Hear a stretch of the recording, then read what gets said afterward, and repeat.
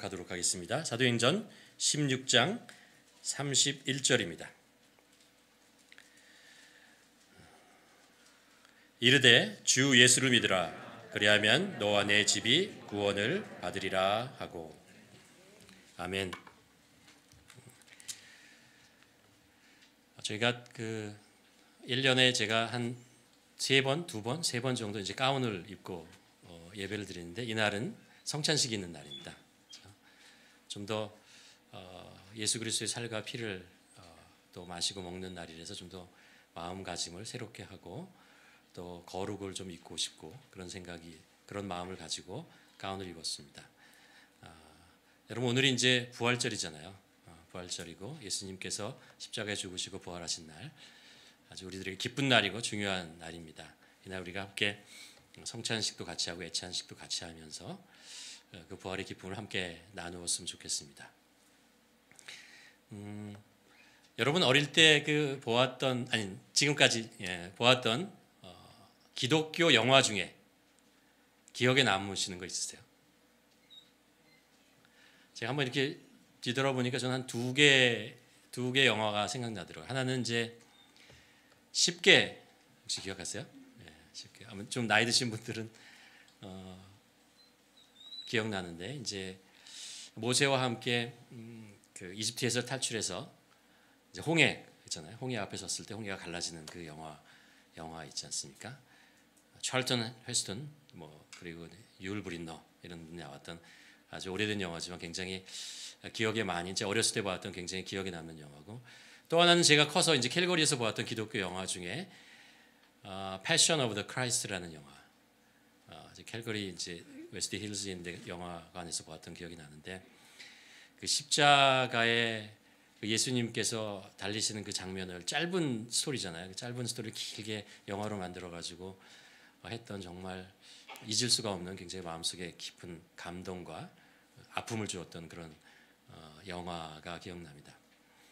이 두 영화가 가만 보면요, 같은 주제입니다. 주제가 구원이라는 거죠. 구원에 관한 이야기를 하고 있습니다. 근데 그 분위기는 사뭇 다릅니다. 10개라는 영화는 모세가 이스라엘 백성들을 이집트에서, 노예로 있던 이집트의 백성들을 데리고 나와서 이제 광야로 가기 전에 그 장애물을 하나 만나죠. 도저히 건널 수 없는 홍해, 통쾌한 승리의 장면을 나타내는 그런 영화였던 것을 기억합니다. 이제 그에 반해서 패션 오브 더 크라이스트는요, 하나님의 아들이 이 땅에 오셔서, 구원자로 오셔서 이 땅을 구원하기 위해서 오신 그 예수 그리스도께서 십자가에 달려서 죽으시는 이야기였습니다. 하나님의 아들 예수 그리스도께서, 메시아가, 구원자가 어떻게 십자가에서 그렇게 돌아가 죽으실 수 있을까라는 그런 의문이 들죠.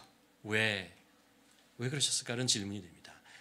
근데 그 이야기는 조금 지나고 나서, 그렇죠?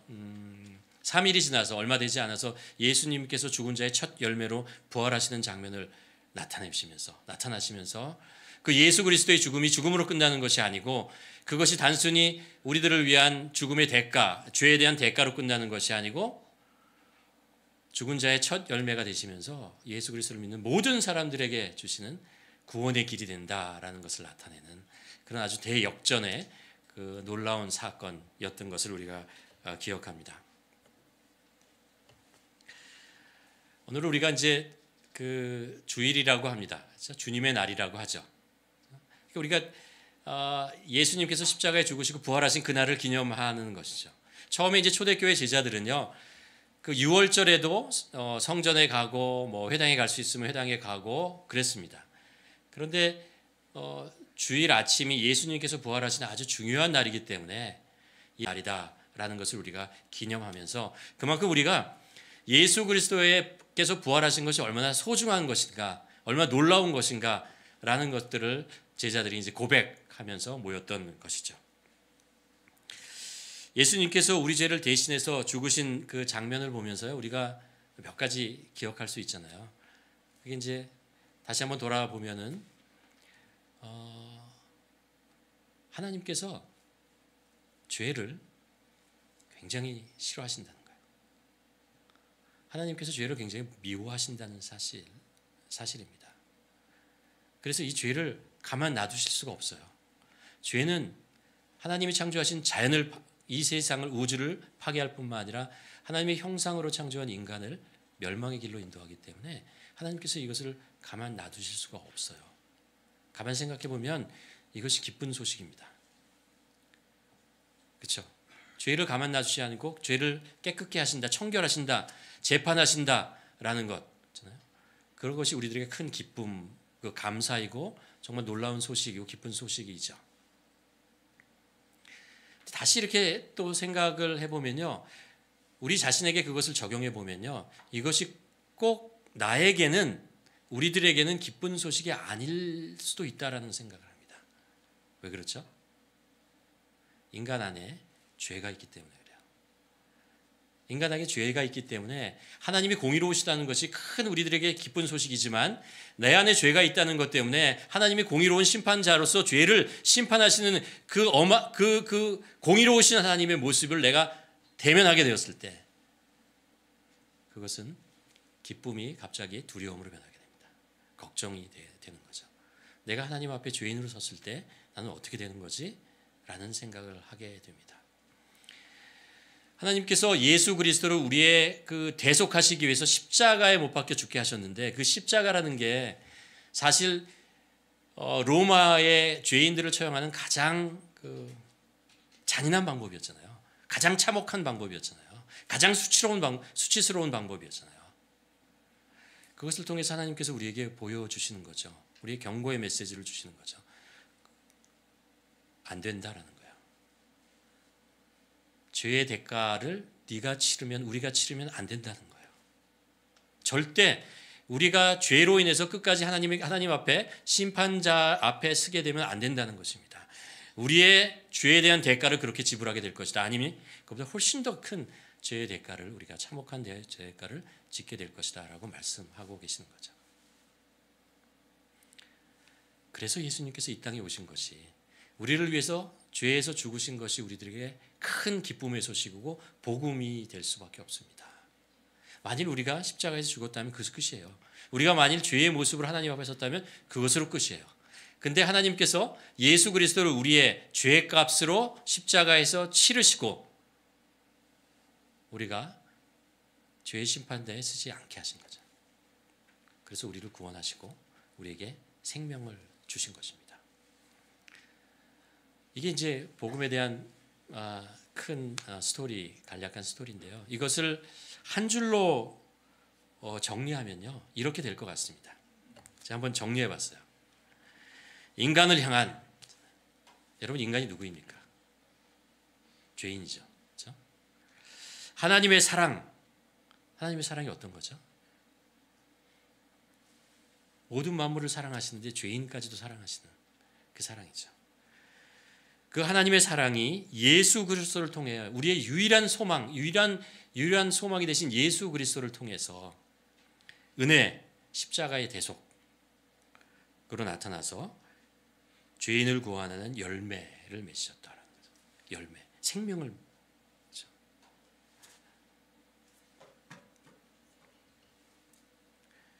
우리 안에, 인간의 마음속에는 삶에 대한 어떤 불안 그리고 불만이라는 것이 있습니다. 그러나 이 복음이라고 하는 것이 그것을 사라지게 만드는 거죠. 그리고 인간이 죽음에 대한 두려움 그리고 허무함, 이런 것들을 가지고 있습니다. 내 인생이 이렇게 끝나는 거야? 그런 거죠. 또 인간은 그 마음속에 공허함이 있어요. 빈 공간이 있다고요. 근데 이 복음의 메시지, 예수님께서 십자가에서 행하시고 부활하신 것, 그것을 통해서 우리가 가지고 있는 불안과 걱정 있잖아요. 이런 것들을 다 제하여 주시는 거죠. 그리고 우리 안에 있는 공허함 속에 하나님의 사랑과 생명과 참 기쁨과 평안을 우리에게 넣어 주시는 것입니다. 그래서 우리는 복음을 기쁜 소식이라고 하고, 하나님은 이 기쁜 소식을 우리에게 선물로 전해 주신 것입니다. 근데 제가 지금까지 전해드린 복음의 메시지에 빠진 게 하나가 있어요. 뭐가 빠졌죠? 믿음이죠. 지난주에 봤던 에베소서 2장 8절에 보면 사도 바울이 이렇게 얘기를 합니다. 너희가 그 은혜를 인하여 믿음으로 말미암아 구원을 얻었나니 이것이 너희에서 난 것이 아니야 하나님의 선물이다라는 거죠. 하나님이 선물로 우리에게 주시는데, 은혜로 우리들에게 구원이라고 하는, 생명이라고 하는 것을 우리에게 주시는데, 이것이 우리에게 어떻게 나의 것이 되느냐라는 거예요.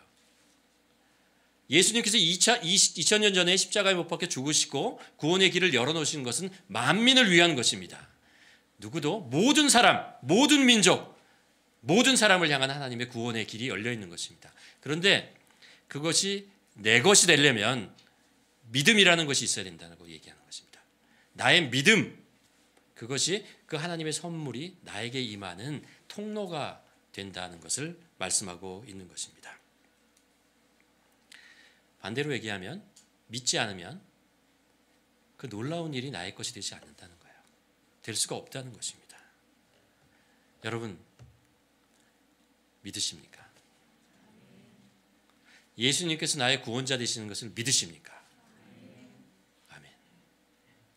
이 믿음이라는 것을 여러분과 함께 좀 더 나누어 보려고 합니다. 믿음이라는 것이요, 내가 믿겠다, 믿어야겠다, 믿는다 소리친다고 믿음이 생기느냐라고 생각하면 그게 아니에요. 그렇지 않다는 것을 알 수 있습니다. 여러분, 여러분의 그 부모님이 여러분을 낳으셨다는 것을 어떻게 믿으십니까? 보셨습니까? 아니면 여러분을 낳는 의사를 찾아가셨습니까? 근데 우리는 믿어요. 그렇죠? 그러면 무엇을 알 수 있냐면, 믿음은 우리 안에서부터 난다는 것입니다. 안으로부터 믿음이라고 하는 것이 밖으로 표출되어진다는 것입니다. 그래서 누구에게 증명할 수 없어도, 누구에게 설명할 수 있는 능력이 없어도 내가 가지고 있는 믿음에 대한 이것은 부정할 수 없게 되는 것입니다. 로마서 10장 17절에 보면 사도 바울이 그런 얘기를 합니다. 그러므로 믿음은 들음에서 난다고 그랬어요. 들음은 그리스도의 말씀이라고 얘기를 했습니다. 그러니까 우리 안에 복음이라고 하는 진리의 말씀이 들려지고 그것이 내 안에서 쌓여지면은 그것이 믿음으로 변해간다는 것을 알 수 있습니다. 그래서 사도 바울은 로마서 10장 9절에서 이렇게 얘기합니다. 내가 만일 네 입으로 예수를 주로 시인하고 또 하나님께서 그를 죽은 자 가운데서 살리신 것을 내 마음으로 믿으면, 이 믿음은 그냥, 구원을 받는 믿음은 그냥 생기는 것이 아니고, 그러니까 복음의 메시지를 계속 들어야 한다는 것을 알 수 있습니다. 그것이 들어서 그것이 내 안으로 이렇게 쌓여지고, 그리고 이해되어지고, 그리고 내 마음속에 깊숙이 들어가는 것입니다. 그래서 믿음이라는 것은 내 마음으로 믿는다는 거예요. 마음속에서부터 믿음이 나와야 한다는 것입니다. 이 믿음이라고 하는 것이 그래서 내 안에 축적되고 세울 때 자연스럽게 밖으로 표출되어지고 내가 그것을 내가 믿는구나 라는 것을 알게 되는 것입니다. 마치 우물이 있는데 우물이 깊어요. 그래서 물이 그 안에 있는지 없는지 잘 보이지 않아요. 근데 그 물이 조금씩 쌓이면서 물이 올라오잖아요. 그러면 그 안에 물이 있다는 게 보여지기 시작하고 그 물이 밖으로 나오면서 그것을 우리가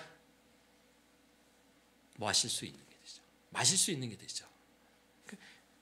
그러니까 성경은 우리들에게 계속해서 말씀을 듣고 그 듣는 부분에 대해서 우리가 이해할 수 있고 받아들일 수 있는 것은 입으로 시인하고 이것은 맞다라고 얘기를 하고 고백하면서 또 말씀을 연구하고 파고 들어가면서 조금씩 그 말씀이 우리 안에 나타난다는 거예요. 그게 바로 믿음이라고 하는 것입니다. 제가 그 절기가 되면 특별히 이제 이 사순절이 되면은 이 복음에 대한 책을 하나씩 이제 새로 나온 거 아니면 가지고 있던 것을 이렇게 골라서 읽습니다. 천천히 읽으면서 복음의 메시지가 뭐지, 십자가가 뭐지, 이런 것들을 이제 이분은 어떻게 이것을 표현할까, 어떻게 믿게 되었을까, 이런 것들을 이제 저도 배우게 됩니다. 이번 사순절 동안 제가 그 읽었던 책이요, 그 가수 박진영에 대한 책이에요. 여러분 혹시 보셨어요?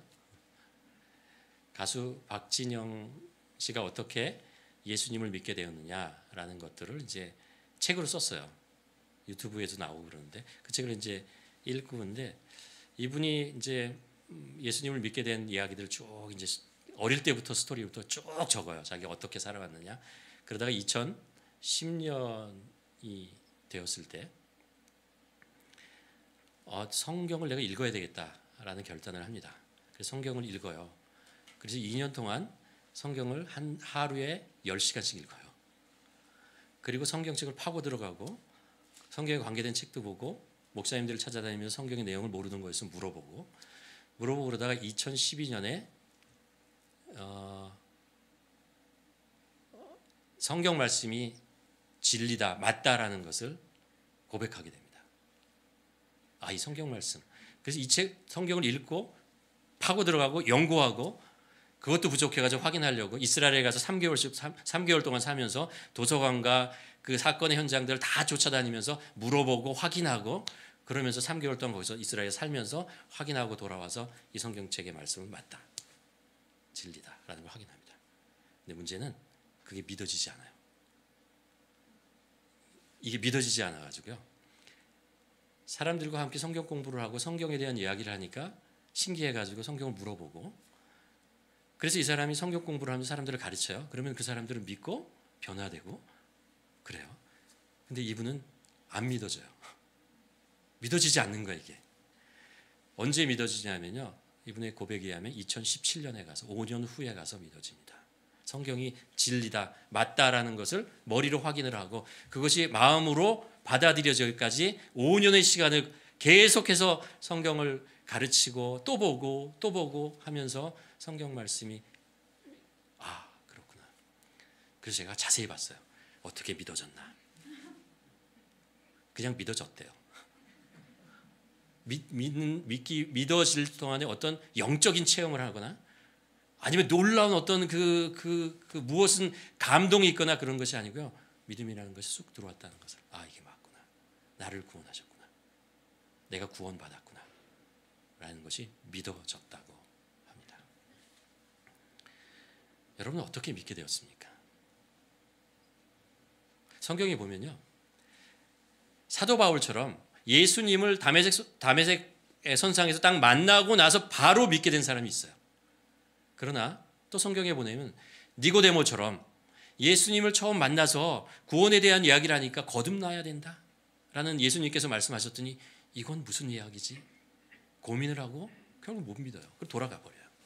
그러다가 나중에 두 번 더 니고데모에 대한 이야기를 나옵니다. 한 번은 두 번째 어디 나오냐 하면요, 제사장들하고 막 얘기를 하는데 그래서 제사장들은 예수를 잡아야겠다, 잡아 죽여야겠다 이런 이야기를 하는데 니고데모가 거기서 변론을 해요. 깜짝 놀라는 거죠. 자기가 예수를 변론하고 있는 거예요. 나중에 가서는 어디 가서 니고데모의 모습이 나오냐면 예수님께서 십자가에 못 박혀 죽으시고 달리시죠. 그리고서 이제 장사 지내려고 아리마대 요셉이 갑니다. 그때 니고데모와 같이 가요.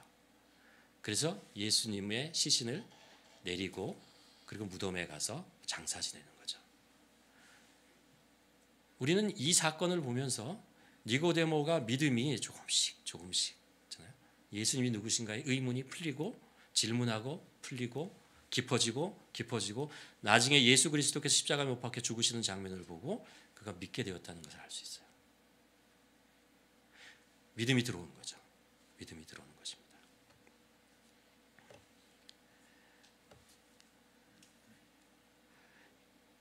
오늘 말씀을 복음에 대한 말씀을 정리하면서 여러분 우리가 이렇게 믿음의 여정을 한번 같이 가보았으면 좋겠습니다. 한번 제가 이 믿음이라고 하는 것을 좀 이렇게 여러 단계로 나눠서 여러분들과 함께 나누려고 하는데 이 모든 말씀에 대해서 여러분이 동의할 수 있고 받아들일 수 있는지 한번 저와 함께 믿음에 관한 여정을 한번 해보시겠습니다. 첫 번째 믿음이라고 하는 것이 우리 안에 생기게 되는 첫 번째가 뭐냐면요, 복음으로 통해서 보면 이거예요. 인간이 처해 있는 이 현실을 있는 그대로 받아들이는 것부터 시작을 합니다. 제가 복음에 대한 이야기를 하기 위해서 한 가지 예를 여러분과 함께 나누려고 합니다. 어떤 사람이 어떤 큰 건물에 살고 있었습니다. 아파트 같은 게 살고 있었는데 그 속에 이제 내 집이 있는 거죠. 그런데 어느 날 잘 살고 있었는데 어느 날 저쪽에서부터 연기가 올라오고 불이 타기 시작하는 거예요. 한쪽에서부터 연기가 나고 막 불이 그 다음에 일단 불길이 이제 올라오고 한층 한층 건물이 타가는 것을 알게 됩니다. 저는 불안해졌어요. 어떻게 하지? 라고 하는데 자기 집은요 아직 이렇게 문을 닫아놨더니 연기만 좀 들어오고 그 연기 냄새만 나고 불길에 그 열기만 나지 실제로 자기 집은 괜찮아요. 견딜만 해요. 견딜만. 그래서 그 속에 있는데 마음속에 불안한 거죠. 언제 우리 집이 불탈지 몰라. 이런 불안한 상황 속에 있는데 밖에서 똑똑똑 두드리면서 누군가 얘기를 합니다. 누구냐 하고 물어봤더니요.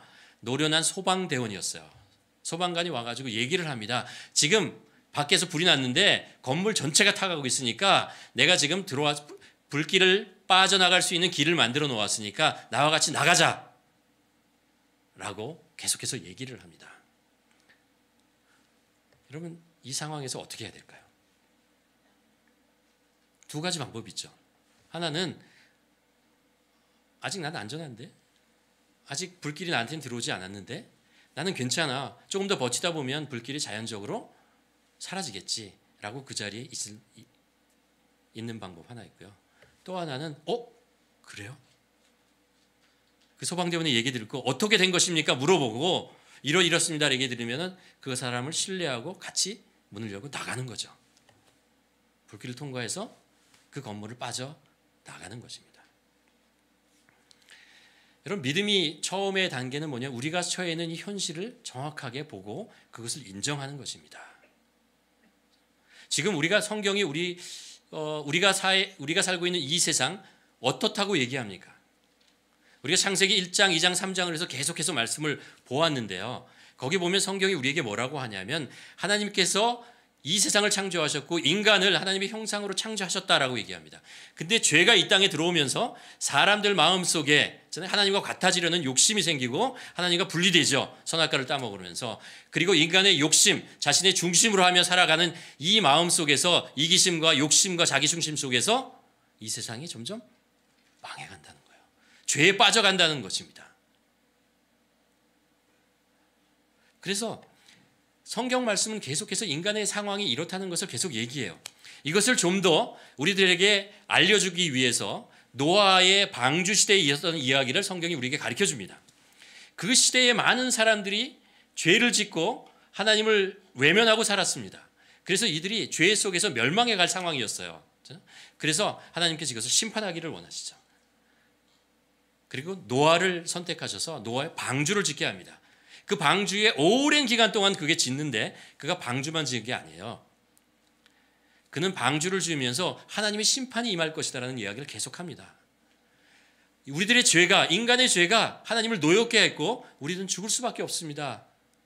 죽음을 준비해야 돼. 심판을 대비해야 됩니다. 라고 얘기를 하죠.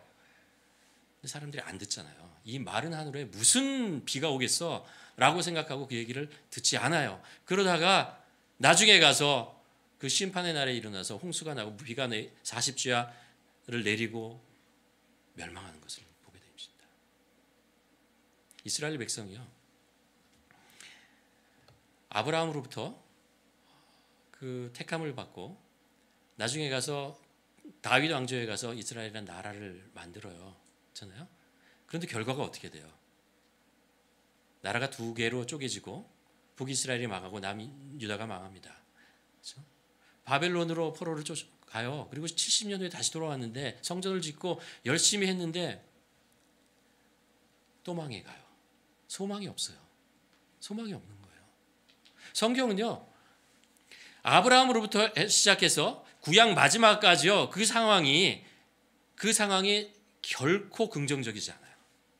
계속해서 인간이 이 상황들이 계속해서 악화되고 있다는 이야기를 합니다. 우리가 살고 있는 지금 이때도 마찬가지입니다. 우리의 상황이 겉으로 보기에는 멋있고 더 화려해 보이고 더 편안해 보이지만 사실 우리 안에 있는 죄와 이기심과 하나님과의 단절된 이 모든 상황 속에서 우리는 사실은 점점 더 심판대로 가까이 가는 거예요. 마지막 대로 가까이 가는 거예요. 이것이 결코 긍정적이다라고 얘기하지 않는 것입니다. 이게 우리가 가지고 있는 현실이고 우리가 이것을 받아들이느냐라는 문제입니다. 우리가 코비드를 겪고 있고 전쟁을 겪고 있고 이런 모든 상황들이 기근과 모든 상황들이 악화되고 있는 이 사실을 우리가 받아들이는 것. 우리들의 현실을 받아들이는 것부터 믿음이 시작된다는 것입니다. 두 번째는 이 성경을 통해서 하나님께서 우리에게 말씀하시는 구원의 계획을 아는 것입니다. 정확하게 듣고 아는 것입니다. 여러분, 성경의 주제가 무엇입니까? 성경이 66권이잖아요. 굉장히 두꺼워요. 그렇죠? 작은 깨알과 같은 그런 글씨로도 굉장히 많은 양인데 그 처음부터 끝까지 이야기를 가만 들고 보면 딱 하나예요. 하나님의 구원의 계획입니다. 우리가 성경을 통해서 이 세상을 살아가는 지혜 얻을 수 있습니다. 조금. 그렇죠? 이 성경을 통해서 우리가 좀 더 마음을 편안하게 하는 것 그런 것도 할 수 있죠. 그러나 그것은 다 부차적인 것이고요. 성경은요, 사실은 하나님께서 인간을 구원하시고 이 온 우주를 회복하시는 이야기라는 것을 알 수 있습니다. 그 이야기를 계속해서 하고 있고, 제가 여러분과 함께 나눴던 인간, 구약의 구원의 5가지 단어가 있다고 그랬죠. 인간, 하나님, 예수 그리스도, 십자가, 은혜, 이 모든 사건들이 우리들에게 주는 것은 뭐냐 하면요, 하나님이 인간을 구원하는 이야기예요. 하나님이 이 세상을 사랑하셔서 죄로 죽어가는 인간들을 구원하는 이야기들을 계속해서 반복해서 그리고 멈추지 않고 신실하게 계속해서 해나가는 그런 이야기를 하고 있다는 것입니다. 우리가 이 말씀을 읽고 깨닫고 연구하고 하나님께서 우리들에게 이 메시지를 전해주고 계시는구나.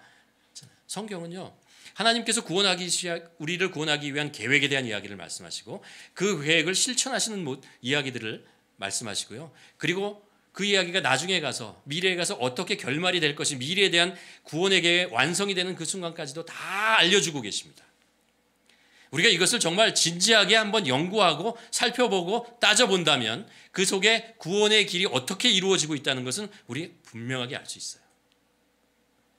분명하게 알 수 있습니다. 그래서 믿음은 들음에서 난다 그러잖아요. 하나님의 말씀을 듣고 그것을 우리 안에 채우는 그런 과정을 거쳐야 하는 것입니다. 그리고 그것을 통해서 하나님께서 예수 그리스도를 통해서 우리의 죄를 용서하시는 그 모든 것, 이런 이야기들을 우리가 알게 되는 거죠. 그러면서 예수님께서 그런 모든 이야기를 하시면서 그런 말씀을 하세요. 내가 하는 이 모든 이야기를 어린아이와 같은 마음으로 받아들이라 라고 얘기합니다. 누가복음에 보면 예수님께서 이런 말씀을 하시죠. 내가 진실로 너에게 이르노니 누구든지 하나님의 나라를 어린아이와 같이 받아들이지 않는 자는 결코 거기 들어가지 못하리라. 무슨 얘기를 하냐면 받아들이라는 거예요. 받아들이라. 어린아이와 같이. 예수님께서 왜 이런 이야기 하시냐면 이렇죠. 우리가 태어날 때는 이 순수하잖아요. 순수하게 모든 것들을 이렇게 받아들이는데 자라면서 이 세상에서 자라면서 이런저런 사건들, 상처와 아픔과 때때로 속음을 당하기도 하고 속이기도 하고요. 이런 일들을 거치면서요. 이 신뢰라는 게 안 쌓여요. 누구를 완전히 신뢰하지 못해요.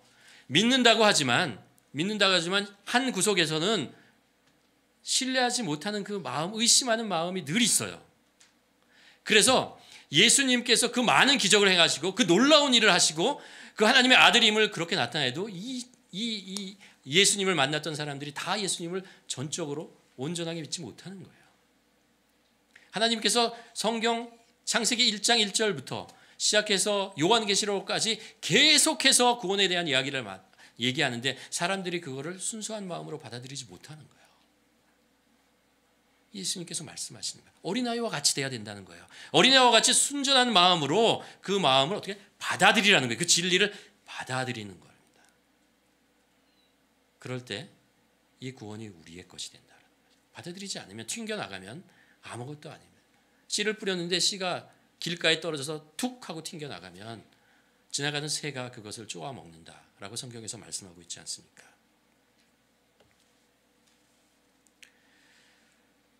우리는 성경 말씀을 가만 보면요. 예수 그리스도의 말씀을 보면 하나도 우리에게 해되는 말씀을 하지 않는다는 것을 알 수 있어요. 그렇지 않나요?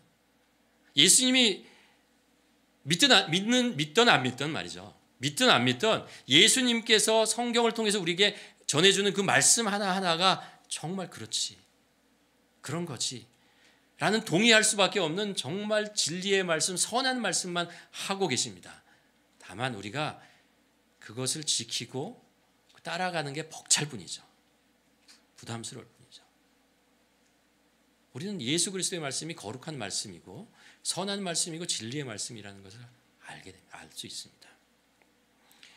어린아이와 같은 그 때묻지 않은 그 마음을 가지고 그것을 이렇게 받아들이라는 거예요. 수동태잖아요. 받아들이라는 거예요. 그럴 때 믿음이 우리 안에서 또 생겨나게 되는 것입니다. 그래서요.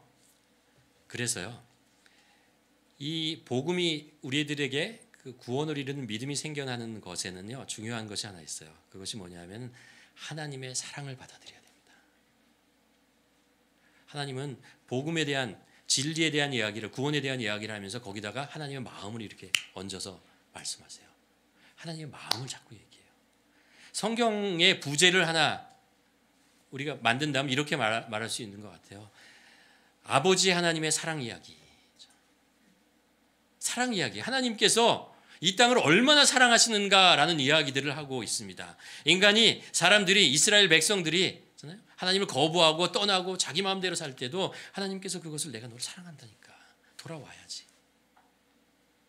또 우상을 섬기고 하나님의 마음에 대못을 찍어도 다시 한번 그들을 용서하고 넌 나에게 돌아와야 돼. 그래야 살 수 있는 거야. 난 너를 여전히 사랑해. 사랑 이야기예요. 처음부터 끝까지 그런 이야기입니다. 성경을 보면 성경 66권이잖아요. 그중에 이게 왜 성경책에 들어가 있지? 라고 약간 의심이 되는 책이 하나 있어요. 여러분 그런 책 보셨어요? 아가서라는 게 있습니다. 아가서라는 게 있어요. 사랑 이야기예요. 남녀의 사랑 이야기를 적어놓은 것입니다. 솔로몬의 사랑 이야기라고 얘기를 하는데 남녀 간의 사랑 이야기예요. 근데 너무나 아름다운 사랑 이야기예요. 너무나 신실하고 아름답고 순결한 사랑 이야기를, 러브 스토리를 거기다가 딱 집어넣어요. 왜 집어넣었을까요? 왜 이것이 성경에 들어가 있을까요? 그 이유는 구원의 역사가 하나님의 그런 사랑의 이야기이기 때문에 그래요. 하나님이 사랑이라는 것을 빼놓으면 성경은 구원이라는 것을 설명할 수가 없어요. 왜 인간을 구원하지? 사랑 때문에 그래요. 하나님이 우리를 사랑하신다는 이 사실을 우리가 받아들여야 합니다. 받아들여야 합니다. 하나님이 여러분을 사랑하신다니까요. 우리가 아직 죄인 되었을 때, 우리가 죄인으로 하나님을 모른다 하고 하나님을 외면하고 튕겨나가서 내 마음대로 살 때, 그때도요, 하나님께서 예수 그리스도를, 당신의 외아들 소중한 예수 그리스도를 이 땅에 보내시고 십자가에 죽이고 우리를 구원하실 만큼, 그만큼 우리를 사랑하신다는 거예요. 십자가는 하나님의 사랑의 확증이라고 하잖아요. 하나님께서 그만큼 사랑하신다는 거예요. 성경은 우리들에게 하나님의 음성을 들려주십니다. 어떤 음성이냐면 내가 너를 사랑한다는 거예요. 어떤 상황에도 내가 너를 사랑한다는 거죠. 어떤 상황에도 내가 너를 사랑한다. 구원을 얻는 믿음은 이 하나님의 사랑을 받아들이는 거예요. 하나님이 나를 사랑하십니다. 맞아요. 이것을 받아들이는 것입니다. 그럴 때 우리에게 믿음이 생기기 시작을 합니다.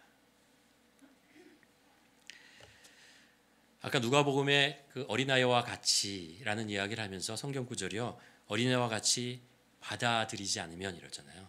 이 받아들이지 않으면의 원어적인 뜻이 영접한다는 뜻이에요. 영접. 그래서 믿는다고 하는, 구원을 얻는 믿음이라고 하는 것이 네 번째는 뭐냐 하면요, 예수 그리스도를 영접하는 거예요. 영접하는 것입니다. 우리는 영접이라는 것을 다 해봤어요. 손님이 우리 집에 오면, 누가 오잖아요. 그러면 문을 열고 그분을 이렇게 어서 오세요, 그리고 반갑게 맞아들이고 지분으로 이렇게 모셔드리는 거죠. 그래서 거기서 함께 대화하고 음식도 나누고 그렇게 교제하는 것, 그것이 바로 영접하는 것이죠. 그렇죠? 믿는다는 것은 영접한다는 것이죠.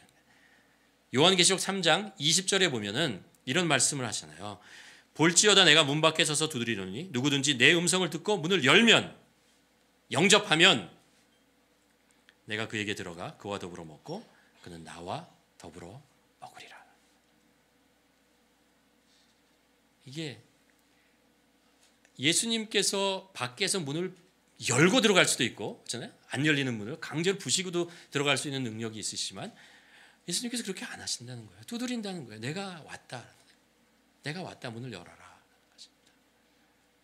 사랑은, 진정한 사랑은 자유의지에서부터 시작되잖아요. 자유의지로 선택하는 것으로부터 사랑은, 진정한 사랑을 시작됩니다. 하나님은 진정한 사랑을 원하십니다. 일방적인 사랑이 아니고, 강요된 사랑이 아니고, 하나님의 사랑을 나타내 보이시고, 이 사랑을 너희가 느끼고 사랑을 받아들이라는 거예요. 그래서 우리가 하나님의 사랑을 안다면 예수님께서 말씀하시는 노크하고 음성을 들려주시고, 내가 너를 구원자이고 너를 사랑한단다 라고 말씀했을 때, 내가 너를 위해서 십자가에 죽고 너를 구원했다 라고 얘기했을 때 문을 여는 것입니다. 영접하는 것입니다. 받아들이는 것입니다. 기쁨으로 받아들이고 그분과 함께 지내는 것입니다. 손님은 잠깐 왔다가 교제하고 떠나지만, 우리 주님은 우리가 문을 열고 한번 들어오면, 우리 안에 영접하면 우리 주님은 우리 안에 영원히 계십니다. 우리가 영원히 우리와 함께 하시고 우리와 교제하고 사시는 것이죠. 믿음은 우리 안에 생기면 이 믿음은 생기면 없어지지 않아요. 없어지지 않아요. 흔들릴 수는 있지만 없어지지는 않아요. 그래서 마지막으로 구원을 얻는 믿음은요, 나의 결단이 필요합니다. 결단이 필요합니다. 문을 여는 것은 나의 결단이에요. 강제로 문이 열리지 않습니다. 내가 열어야 여는 것입니다. 믿음은 나의 삶을 하나님께 온전히 맡기는 거예요. 믿음이라고 하는 것은, 왜 나는 믿어요 하는 것이 구원을 얻지 못하냐 하면은, 믿음이라고 하는 것은 나의 삶을 맡기는 것이기 때문에 그렇습니다. 온전히 다 맡겨드리는 거예요. 내 생명까지도, 내 인생까지도 모두 다 그분 손에 드리는 것입니다. 지금까지 내가 가지고 있던 거 있잖아요. 이 모든 생명이라고 하는 것을 그분에게 이렇게 드리는 거예요. 맡겨야 믿음이, 진정한 흔들리지 않는 이 믿음이 우리 안에 들어오게 되는 것입니다. 여러분, 어릴 때 수련회나 이런 데 가면은 이런 게임 하는 적이 있었는데, 이렇게 똑바로 섰다가 뒤에 사람이 이렇게 받치고 있고 이렇게 똑바로 이렇게 넘어지는 거 해보셨어요? 이거 한번, 여러분 배우자 있으면 한번 해보십시오. 배우자를 믿는지 안 믿는지 알 수 있습니다. 이렇게 하다가요, 이게 뒤에서 못 받쳐줄 것 같아. 힘이 약해. 피하면 어떠지? 그러면은 발을 딱 내딛고 안 넘어져요. 근데 믿고요, 한번 넘어져 보세요. 딱 넘어지는 순간적으로 어떤 생각이 드냐면, 나 죽었다라는 생각이 딱 들어요. 나 이렇게 해서 죽을 수도 있겠다. 머리가 땅에 딱 부딪혀가지고 죽을 수 있다라는 생각. 근데 그런 딱 두려움과 함께 딱 포기가 들어오고요. 그 다음에 마지막에 가서 뒤에서 그 순간을 딱 넘기는 순간, 뒤에서 손이 나를 딱 받쳐서 비스듬하게 내가 딱 서 있잖아요. 그런 순간, 나 살았다라는 느낌이 들어요. 나 살았다라는 딱 들어와요. 꼭 해보시기 바랍니다. 여러분이 가지고 있는 것을 다 누구에게, 하나님께 한 번에게 다 드려보셨으니까. 하나님, 여러분, 이게 돈이 있으면 우리는 돈을 가능하면 집에다 놔두지 않고 은행에다 맡기잖아요. 왜냐하면 이게 언제 강도가 될지 모르니까. 은행을 믿고 다 맡겨요, 돈을. 저 여기 캐시 하나도 없어요. 안 들고 다녀요. 다 은행에 맡겨요. 이게 무슨 믿음이에요? 이게 얼마나 용감한 믿음이에요. 나의 전 재산을 은행에 맡겼다니까요. 하나님께서 우리에게 원하시는 건요, 우리의 목숨, 우리의 생명입니다. 우리 인생을 하나님께 맡기기로 하는, 그게 믿음이에요. 왜요? 하나님이시거든요. 우리를 구원하신 분이거든요. 우리를 사랑하시는 분이거든요. 전지전능하시는 분이거든요. 왜 우리가 못 맡기겠어요? 이 모든 성경의 말씀을 우리가 이해하고 받아들인다면 왜 못 맡기겠어요? 맡겨야죠. 그럴 때 우리의 인생이 더 안전하고 우리의 인생이 생명의 길로 나가는 것이고 우리의 인생이 더 복된 길로 가는 것입니다. 하나님께서 나를 믿으라고 하는 말씀은요, 입으로 나를 믿어라는 게 아니고 나한테 맡기라는 거예요. 다 맡겨라는 거예요. 그러면 내가 너를 생명의 길로 인도하겠다라는 거예요. 맡기지 않으면 생명의 길로 하나님이 인도할 수 없어요. 그냥 아파트의 한 구석에 내 집에서 연기가 나고 밖에서 불이 나는데 문을 다 잠가놓고 그냥 기다리는 거죠. 무엇을 기다리는지 모르지만 계속 기다리면서 사는 것입니다. 하나님은 그렇게 살지 말라고 말씀하시는 것입니다. 지금까지 제가 드린 모든 말씀은 믿음에 대한 말씀이었어요. 복음과 믿음에 대한 말씀이었습니다. 여러분 믿으셔야 됩니다. 세상에 어느 것보다 이거보다 확실한 것은 없습니다. 그리고 입으로만 믿는 것이 아니고 우리 인생을 보면 이렇게 들이세요. 그냥 훅 다 들여버렸어요. 우리나라 말 저 이거 좋아해요. 왜냐하면 생명을 들이다, 들여버리다 있잖아요. 다 그냥 버리세요. 그냥 이렇게 쓱 주고 이렇게 손잡고 있지 말고요. 그냥 버리세요. 손을 놓으시라는 거예요. 이게 중국말에 띠아오라는 말을 붙이거든요. 띠아오가 뭐냐면 우리말과 똑같이 버리다라는 거예요. 이렇게 주어 줘 버리다라고 하잖아요. 우리나라는 그냥 주다라는 것이 아니고 줘버려라고 하잖아요. 완전히 맡기라는 거예요. 맡기라는 거예요. 완전히 맡기. 그럴 때 하나님께서 그것을 책임지십니다. 책임지십니다. 그럴 때 우리 안에 구원을 얻는 믿음이 우리 안에서 생겨나는 거죠. 오늘 본문 말씀이 이렇게 얘기합니다. 주 예수를 믿으라. 그리하면 너와 내 집이 구원을 얻으리라. 이 말씀 믿으십니까? 여러분에게 구원이 있습니다. 여러분을 통해서 여러분의 집에 구원이 임할 것입니다. 우리 한번 기도하시겠습니다.